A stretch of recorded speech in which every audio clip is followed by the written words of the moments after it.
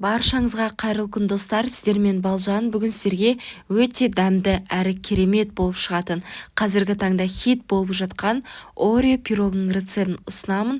Видеоны соңына дейін қараңыздар және міндетті түрде жасап көріңіздер. Сіздерге ұнайды деген сенімдемін. Алдымен құрғақ ингредиенттерді дайындап аламыз. Ұнымыздың үстіне какао және қопсытқышымызды қосып, біркелкі болғанша араластырып қойып-қоямыз. Енді ыдысымызға бір жұмыртқамызды жарып аламыз. Оның үстіне қант саламыз. Содан соң ертілген сары майымызды құйып, біркелкі болғанша венчикпен жақсылап қантымыз ерігенше араластырып аламыз. Араластырып болғаннан соң какао қосылған ұнымызды жұмыртқалы массамызға салып, қолымызбен жұмсақ қамыр илеп шығамыз. Егер менің каналыма тіркелмеген болсаңыздар, міндетті түрде тіркеліп алыңыздар. Менің каналымнан кез келген таңғы ас, түскі ас, кешкі ас, тәтті тағамдар, десерттердің рецептін таба аласыздар. Осындай жұмсақ қамыр илеп шығамыз. Қамырымызды илеп болғаннан соң тоңазытқышқа 15-20 минутқа қойып қоямыз. Осы аралықта салмасын дайындап қоямыз. Ыдысымызға жұмыртқамызды саламыз. Содан соң оның үстіне қантымызды саламыз. Оның үстіне 15% қаймағымызды саламыз және 1-1,5 қасық кукурузный крахмалымызды салып, венчикпен біркелкі масса болғанға дейін жақсылап араластырып аламыз.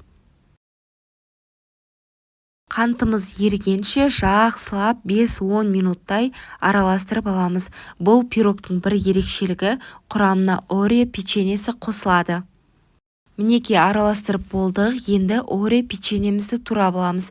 Печеньемізді кіші бөлшектерге бөліп турап шығамыз. Мен 4-5 штугын бетін сәндеу үшін алып қалдым. Сіздер де солай жасасаңыздар болады.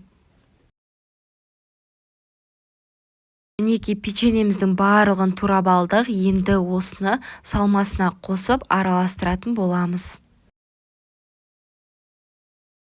Мінекей осымен салмасы дайын. Енді тоңазытқыштан қамырымызды алып, 240 сантиметрлік формада шет-шетіне бортиктерін шығарып, дәл осылай жайғастырып шығамыз. Енді үстіне салмасын құямыз және бағана алып қалған Орео печеньесін бетіне әдемілеп жайғастырып шығамыз. Пирогымызды қызып тұрған пеште 180 градуста 30-35 минут шамасында пісіріп аламыз. Мінекей пирогымыз пісіп шықты. Өте керемет әрі жұмсақ болып шығады. Сіздерге де міндетті түрде жасап көруге кеңес беремін. Пирогымызды ыстық күйінде формадан шығармаңыздар. Тек қана жақсылап суығаннан кейін барып формадан босатып аламыз. Қазір сіздерге ортасын кесіп көрсетейін. Өте керемет, өте дәмді болып шығады. Міндетті түрде жасап көріңіздер. Өз отбасыңызды дәмді, тәтті тағамдармен қуанта беріңіздер. Ал ас болсын. Егер видео ұнаса, лайк басып, комментарий қалдырып кетіңіздер.